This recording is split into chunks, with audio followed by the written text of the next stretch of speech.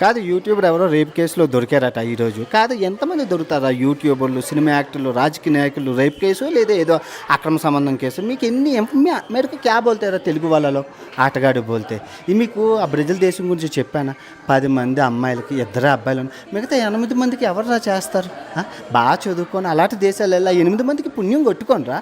అలా ఎన్ని దేశాలు ఇంకా లాటిన్ అమెరికా దేశాలు, మెక్సికో, కొలంబియా ఎన్ని దేశాలు చూసుకుంటే 10 మంది అమ్మాయిలకి 7 అబ్బాయిలు ఉన్నారు. ఆ 7 అబ్బాయిలో 3 మిఠాయి గోళ్ళు స్వీటు.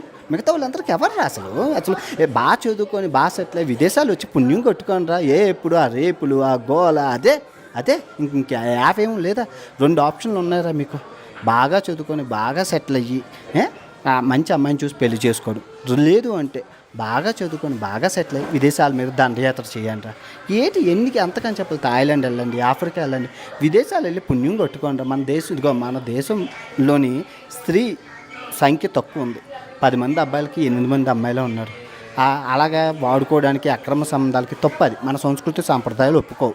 విదేశాలు వెళ్ళండి రా. రేపులు చేయకండి రా. ఆడవాళ్ళని పూజించండి రా, ప్రేమించండి రా. ఇదిగో మా ఫ్రెండ్ నతాలియా ఫ్రమ్ కొలంబియానా సేదిమి వాళ్ళ.